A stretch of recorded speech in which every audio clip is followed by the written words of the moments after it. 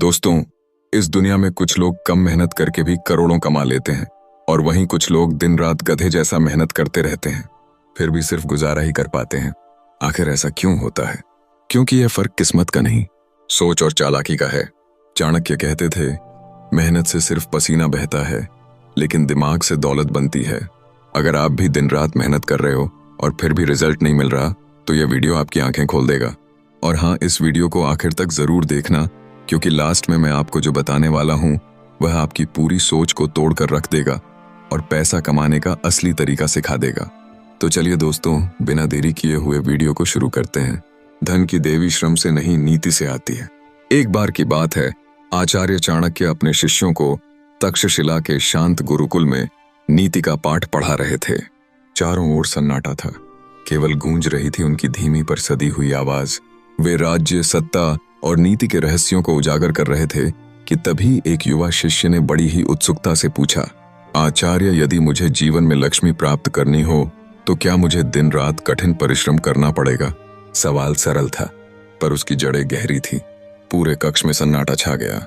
चाणक्य कुछ क्षण मौन रहे, फिर उन्होंने अपनी तेज नजरें उस शिष्य की आंखों में डाल दी और बोले, यदि लक्ष्मी केवल श्रम से मिलती तो हल चलाने वाला किसान सबसे धनी होता। यदि मेहनत ही सब कुछ होती तो हाथियों को नचाने वाला महावत सम्राट होता। शिष्य चौंक गया। पुत्र चाणक्य ने कहा, श्रम आवश्यक है, लेकिन केवल श्रम ही पर्याप्त नहीं। लक्ष्मी उसी के पास आती है जो नीति जानता है, अवसर पहचानता है और सबसे बढ़कर सोचता है। चाणक्य कुछ कदम आगे बढ़े, शांत स्वर में बोले, पुत्रों, तुम क्या सोचते हो? मैंने चंद्रगुप्त को सम्राट क्यों बनाया?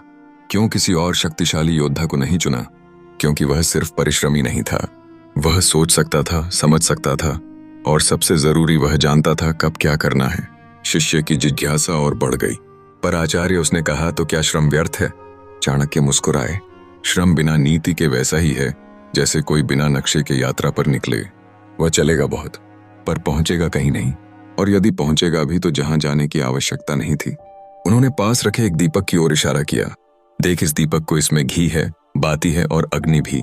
फिर भी अगर तू उसे हवा के विपरीत रखेगा तो वह बुझ जाएगा, क्योंकि केवल सामग्री नहीं, दिशा भी मायने रखती है। फिर उन्होंने सामने बैठे सभी शिष्यों की ओर देखा।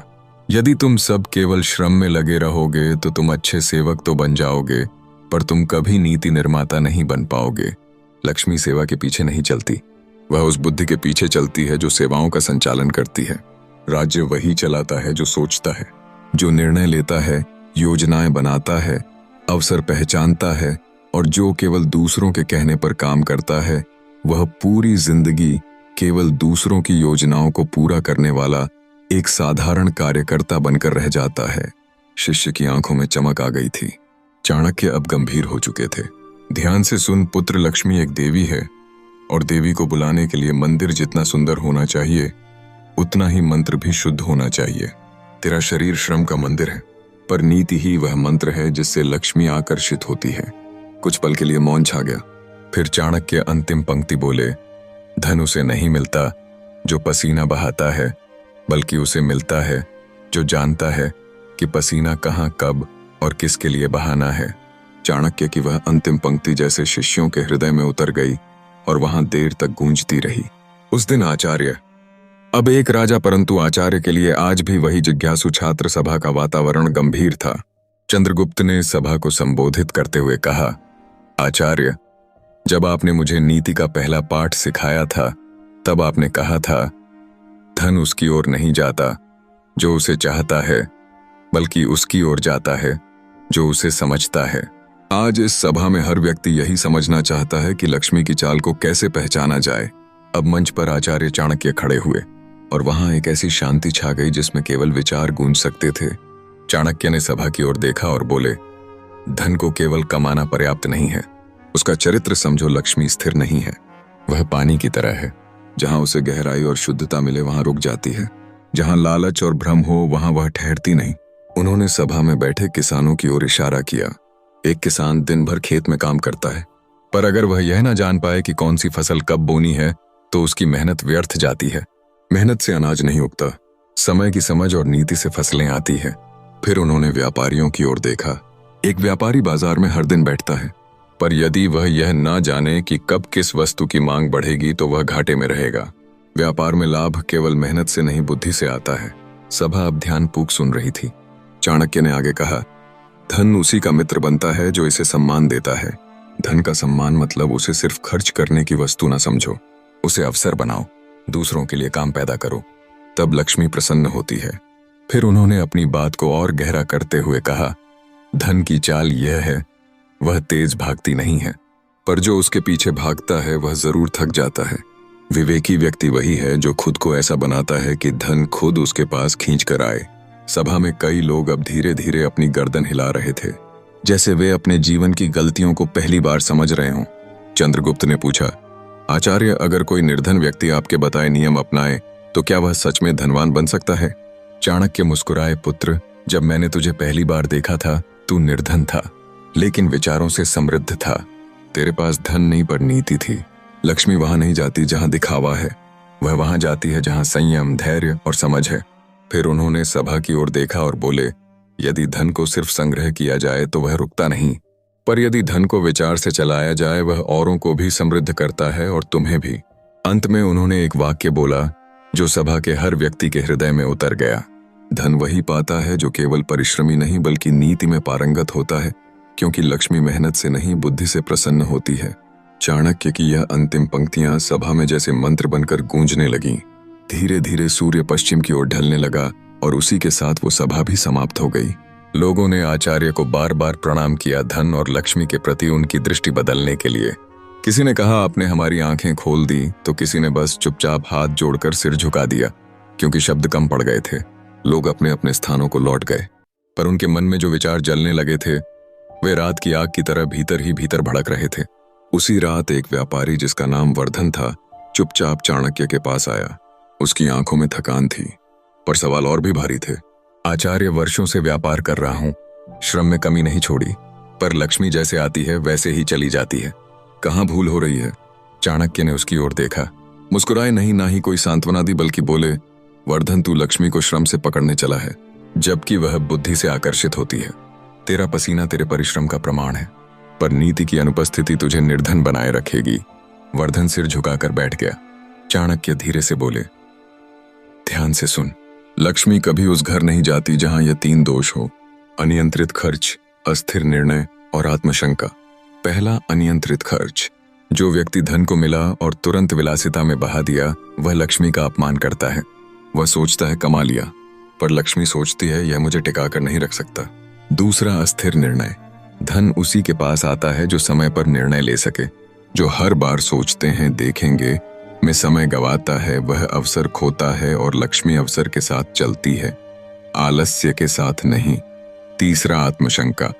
जो व्यक्ति खुद को ही छोटा समझे, मैं कहाँ धनवान बन सकता हूँ, मेरे नसीब में कहाँ इतना लिखा है, वह व्यक्ति लक्ष्मी के द्वार से पहले ही वापस मुड़ जाता है। धन सबसे पहले साहस से डरता है। वर्धन की आंखों में अब एक चमक थी। चाणक्य आगे बोले, अब सुन क्या करना है। हर दिन के अंत में अपने धन के निर्णय का लेखा जोखा कर। तेरा धन कहाँ जा रहा है और क्यों, यह जानना ही पहला नियंत्रण है। लाभ और लोभ में अंतर समझ। कभी कभी एक सौदा बड़ा लगता है, पर उसका परिणाम धन नहीं बर्बादी होता है। लक्ष्मी उसे नहीं पहचानती। अपने समय को दान ना कर। हर क्षण एक मुद्रा है। जिसने समय का मूल्य पहचाना उसने लक्ष्मी की जड़ पकड़ ली। अब चुप्पी थी, पर वह मौन शांति का नहीं, अंदर से बदलने का था। चाणक्य ने अंत में कहा, धन की देवी को सोने की माला नहीं चाहिए, उसे चाहिए ऐसा मन जो स्थिर हो और ऐसा मस्तिष्क जो नीति से भरा हो, वही उसे रोक सकता है। वर्धन ने सिर झुका लिया। उस दिन उसने धन की तलाश छोड़ी और बुद्धि की यात्रा शुरू की। दोस्तों, आपने अगर वीडियो को यहाँ तक देखा है तो यकीन मानिए आप सच में अमीर बनने के लायक हैं। आपके अंदर जरूर एक जुनून है जिंदगी में कुछ बड़ा करने का, और वह धैर्य भी है जो हर किसी में नहीं होता। अब मैं बताने जा रहा हूं चाणक्य की सबसे शक्तिशाली धन नीति, जो आपकी सोच को ऐसे बदलेगी कि धन और लक्ष्मी खुद चलकर आएंगे। मेहनत कम, समझदारी ज्यादा। तो अंत तक जरूर देखना, क्योंकि असली रहस्य अब शुरू होता है। जो केवल श्रम करता है वह रथ का पहिया खींचता है, पर जो सोचता है वह रथ पर सवार होता है। आचार्य चाणक्य कहते हैं, धन मेहनत से नहीं नीति से आता है। जो धन को केवल परिश्रम से बुलाना चाहता है वह जीवन भर खटता है, पर लक्ष्मी नहीं आती। पहली नीति, लक्ष्मी बुद्धि की दासी है, श्रम की नहीं।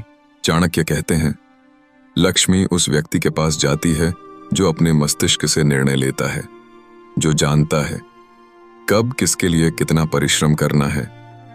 केवल मेहनत करने से लक्ष्मी नहीं आती, नीति से मेहनत को दिशा दो, तभी वह फल देती है। दूसरी नीति, धन को पकड़ने से पहले खुद को संभालो। चाणक्य कहते हैं, धन दौलत से पहले आता है। संयम और चरित्र। जो व्यक्ति धन के आने से पहले ही फिसल जाए, वो धन को स्थायी नहीं रख सकता। लक्ष्मी वहीं रुकती है जहां आत्मनियंत्रण होता है। तीसरी नीति, धन खर्च करने की नीति कमाने से बड़ी होती है। चाणक्य कहते हैं, धन कमाना एक कला है, पर उसे बचाना और बढ़ाना यह नीति है। जो जहां तहां खर्च करता है वह धन को अपमानित करता है। लक्ष्मी तब भागती है जब उसका सम्मान नहीं होता। चौथी नीति, समय धन से भी मूल्यवान है। चाणक्य कहते हैं, जिसने समय को व्यर्थ गवाया उसने लाखों स्वर्ण मुद्राएं गवाई। समय का सदुपयोग करने वाला अवश्य लक्ष्मी को आकर्षित करता है, क्योंकि लक्ष्मी वहां नहीं जाती जहां आलस्य हो। पांचवी नीति, बुद्धि का निवेश सबसे बड़ा निवेश है। चाणक्य कहते हैं, धन को केवल वस्तुओं में मत लगाओ, बुद्धि में लगाओ। जो अपने ज्ञान को बढ़ाता है वह स्वयं को ऐसा बना देता है कि धन उसकी ओर खींच कर आता है। छठी नीति, अवसर पहचानने वाला ही अमीर बनता है। चाणक्य कहते हैं, अवसर खुद नहीं आते, उन्हें देखना, पहचानना और पकड़ना पड़ता है। जो केवल काम में डूबा रहे और सोच ना सके वो अवसर खोता है, और लक्ष्मी भी। सातवीं नीति, धन को रोकने की कला सीखो। चाणक्य कहते हैं, धन कमाना सरल है, पर उसे रोकना, संभालना और बढ़ाना यही असली चातुर्य है। जो अपने घर की दीवारें मजबूत करता है वही लक्ष्मी को भीतर रख सकता है। अंत में चाणक्य कहते हैं, धन का संबंध परिश्रम से नहीं सोच से होता है, क्योंकि श्रमिक बदलते हैं पर नीति से चलने वाले राज करते हैं। तो दोस्तों, अगर आप भी जीवन में धन, संपत्ति, ज्ञान और असली सफलता पाना चाहते हैं तो हमारे चैनल को अभी लाइक, शेयर और सब्सक्राइब जरूर करें, क्योंकि यहाँ हर शब्द आपका जीवन बदलने की ताकत रखता है। याद रखिए, अंधेरे में वही रोशनी पाता है जो खोजने की हिम्मत करता है, और धन उसी के पास आता है जो बुद्धि से उसका स्वागत करता है। मिलते हैं अगले वीडियो में, तब तक हमसे जुड़े रहिए और अपना ख्याल रखिए। धन्यवाद।